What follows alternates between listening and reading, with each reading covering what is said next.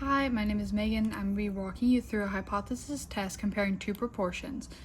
So, our pharmaceutical company is testing a new drug to treat migraines in a clinical trial. 125 out of 2 patients who received the new drug reported reduced symptoms, and 100 out of 200 patients who received the standard drug reported reduced symptoms. Using the 5% significance level, perform a hypothesis test to determine if the new drug has the same effectiveness rate as the standard drug. So the given information that we have is our population 1 is the new drug, and population 2 is the standard drug. And then we also have our significance level, which is 5%, also 0.05, and then our sample values, N1 equals 200 and 2 equals 200, so this one, that one, and then our variables are 125 and 100, which is that one, and that's the significance level. So the given information, So from this, we want to know whether these two proportions are statistically the same or whether the difference we observed in the sample could simply be by chance. Now we need to translate the claim into a statistical notion.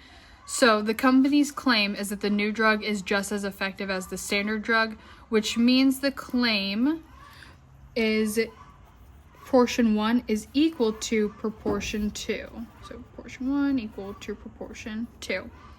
And so this shows that there's no difference between the drugs. And so the opposite of that claim, so the alternative is P, so proportion 1 is not equal to proportion 2. So P1 not equal to proportion 2. So this says that the rates are different, and because the alternative hypothesis uses a not equal sign, this means it is a two-tailed test. And so that means we were checking the new drug is better or worse than the standard drug rather than only looking in one direction. So our significance level is given to us, so that is alpha or A equals 0.05. So our now we need to compute the sample proportions. So in order to do that, we need P1 equals 125 over 200. That equals 0.625, and then for proportion 2, 100 over 200, which equals 0.5, and that we're just getting from right there. So for the new drug proportion, that would mean it is 62.5% of helps patients, and then the standard drug is 50%. So our question is whether the 12.5% difference between the two of them is significant. And because our null hypothesis assumes the two population proportions are equal, we need to compute the pooled proportion, which combines the success from both groups. So the formula for that one is P equals x1 plus x2 over n1 plus n2. And so we're plugging the numbers, 125 plus 100 plus 200 plus 200, and that is equal to 225 over 400, which is equal to 0.5625, and that is our pooled proportion. So this tells us that about 56.25% of all patients in the study experienced reduced migraines, not referring to which drug they received. And now we need to compute the standard error for the difference in the two proportions. So the formula for that is S equals P1 minus P, and then 1 and 1 plus 1 and 2. Plug in the numbers, so that's 0.5625.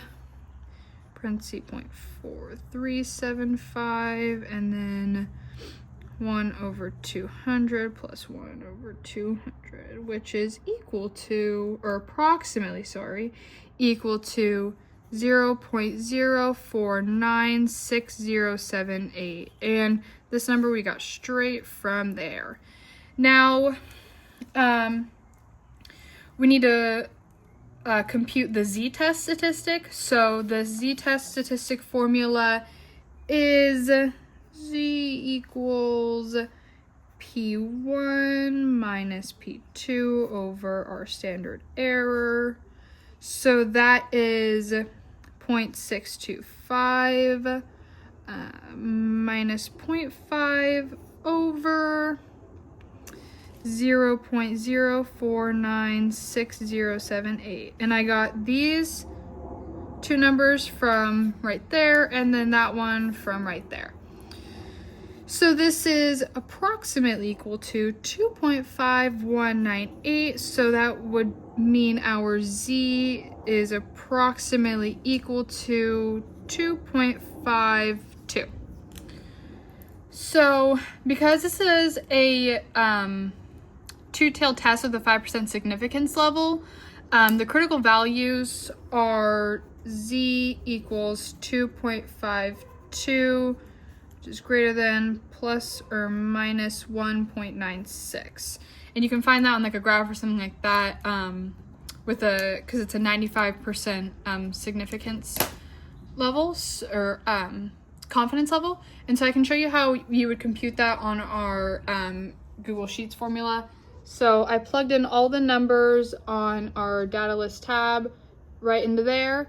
And then I grab the lower and upper bound ones, and you go over to compute and go over to normal, enter those in, and then you'll get your critical value as well. So you can also do it that way. So now let's add in everything to our graph or our diagram over here. So we got 0.95, our confidence level, 85%.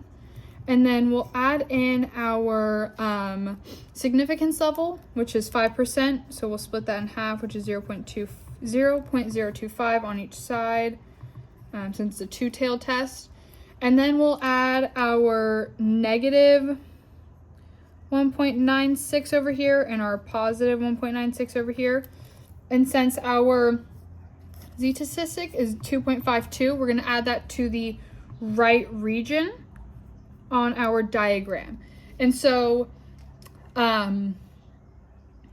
so the two areas beyond both of these points would be our reject region. So as you can see, the 2.52 is in the reject region, which means we are going to reject the null hypothesis. So now let's interpret the result at in the context. So at a 5% significance level, there is evidence to show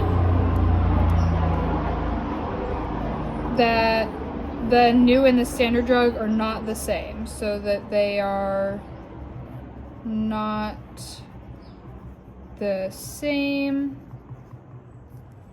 and so because it's 0.625 and 0.5 in the sample proportion, so this shows, it shows the newer drug produced a higher reduction in symptom rates. Okay, and there we have it. So thank you guys for listening. Give me any feedback you guys have. Thank you and have a good day.